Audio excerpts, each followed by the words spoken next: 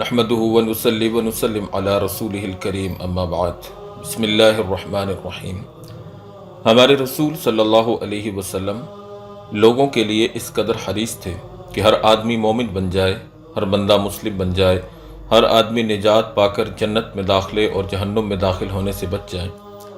اور اس کے لیے نبی پاک صلی اللہ علیہ وسلم کے سینے میں جو کڑھن، آپ کے دل میں جو درد اور آپ کے دل میں جو پریشانی تھی، اسے قرآن حکیم نے ان الفاظ کے ساتھ بیان کیا کہ آپ لوگوں پر حریص ہیں، یعنی حریص علیکم، کہ تم پر اللہ کے رسول صلی اللہ علیہ وسلم بہت زیادہ حرص کرنے والے ہیں، اس بات کی حرص کہ ہر بندہ ہی کلمہ پڑھ کر دخول جنت کا مستحق بن جائے اور اللہ تعالی جل شانہ کے غضب اور اس کے عذاب سے محفوظ ہو جائے۔ اس کے ضمن میں بہت سے واقعات احادیث اور تاریخ کی کتابوں میں موجود ہیں۔ چنانچہ ایک بڑا ہی خوبصورت اور سبق آموز واقعہ نبی پاک صلی اللہ علیہ وسلم کا ایک پہلوان کے ساتھ پیش آیا۔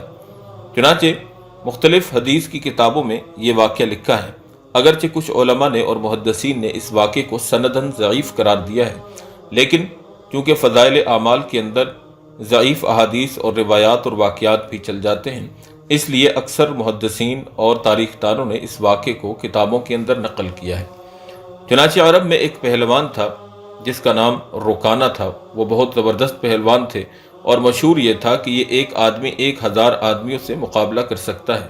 بہت ہی قوی تھے۔ ان کے بدن کے وزن کی یہ کیفیت تھی کہ اونٹ ذبح کر کے اس کی کھال بچھا دی جاتی اور رکانہ اس پر بیٹھ جاتے، اور نوجوانان عرب اس کھال کو کھینچتے تو وہ کھال ٹوٹ جاتی، پھٹ جاتی، مگر وہ حصہ اپنی جگہ سے حرکت تک نہیں کرتا تھا جس پر رکانہ بیٹھے ہوئے ہوتے تھے۔ حضور اکرم صلی اللہ علیہ وسلم نے ان کے سامنے اسلام پیش کیا اور فرمایا کہ رکانہ، آخرت آنے والی ہے، کیوں اپنی عمر ضائع کر رہے ہو؟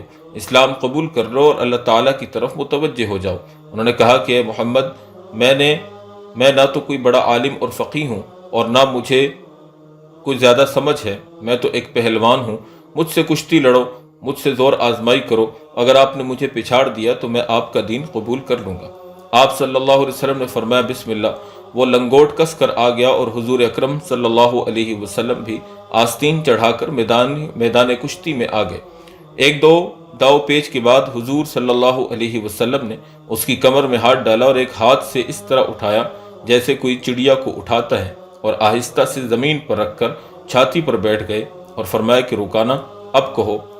مگر رکانہ کو یقین نہیں آیا کہ میں پچھڑ گیا ہوں، کیونکہ کسی نے آج تک اسے پچھاڑا ہی نہیں تھا، اور حضور اکرم صلی اللہ علیہ وسلم نے اس طرح پچھاڑا کہ اتنے وزنی جسم کو ایک ہاتھ سے اٹھا کر نچایا اور آہستہ سے رکھ دیا۔ اس نے کہا کہ میں پچھڑ گیا ہوں، مجھے تو یقین نہیں آیا، ایک دفعہ اور کشتی لڑ لو۔ حضور اکرم صلی اللہ علیہ وسلم نے پھر فرمایا کہ بسم اللہ، میدان حاضر ہے۔ پھر آپ صلی اللہ علیہ وسلم نے ایک دو داؤ پیچ کے بعد کمر میں ہاتھ ڈال کر اٹھا کر نچایا اور آہستہ سے زمین پر رکھ دیا۔ فرمایا کہ اب بتاؤ، یہی شرط تو ٹھہری تھی کہ اگر تم مجھ سے پچھڑ گئے تو اسلام قبول کر لو گے۔ اس نے کہا کہ محمد صلی اللہ علیہ وسلم، یہ تو آپ کے بدن کی قوت تو ہے نہیں کہ میری لاش کو چڑیا کی طرح اٹھا کر آپ نے نیچے پٹک دیا، معلوم ہوتا ہے کہ آپ کے اندر کوئی چیز ہے۔ حضور صلی اللہ علیہ وسلم نے فرمایا میں اس اندر والی چیز ہی کی دعوت دے رہا ہوں، بدن کی دعوت نہیں دیتا۔ چنانچہ رکانہ نے اسلام قبول کر لیا اور اسلام میں پختہ ہو گئے اور بڑے کام بعد میں کیے۔ ایک مرتبہ بہت سے چور آئے اور رات کو بہت سے اونٹ بیت المال سے چرا کر چلتے بنے۔ صبح کو پتہ چلا کہ نبی پاک صلی اللہ علیہ وسلم نے فرمایا کہ لوگوں ان کے پیچھے دوڑو۔ رکانہ نے کہا کہ میں تنہا کافی ہوں۔ چور رات میں ہی نکل کھڑے ہوئے تھے اور تیزی سے بھاگے جا رہے تھے کہ معلوم نہیں کتنے دور چلے جا چکے ہوں گے۔ رکانہ دوڑ پڑے اور راستہ میں ان کو تھام لیا اور کہا کہ سامان اور اونٹ لے کر واپس چلو۔ چنانچہ ان کو پکڑ کر لائے اور حضور صلی اللہ علیہ وسلم نے ان کو مختلف سزائیں دیں۔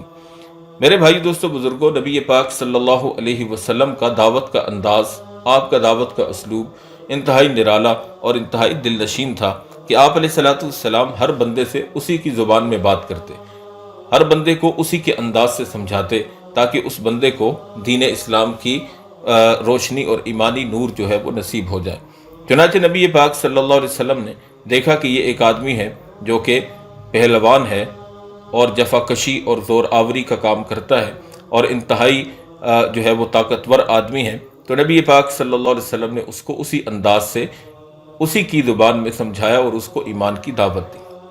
اس واقعے سے جہاں ہمیں یہ بات پتہ چلتی ہے کہ نبی پاک صلی اللہ علیہ وسلم لوگوں کے ایمان قبول کروانے میں کس قدر حریص اور کس قدر اس بات کی چاہت رکھتے تھے کہ ہر بندہ مسلمان ہو جائے، دوسری طرف ہمیں یہ بات پتہ چلتی ہے کہ لوگوں سے ان کے ذہن اور ان کی سوچ کے مطابق بات کرنی چاہیے۔ جیسا کہ نبی علیہ السلام نے ایک پہلوان دیکھا تو اس کو پہلوانی کے انداز میں دعوت دی اور اس کو سمجھایا۔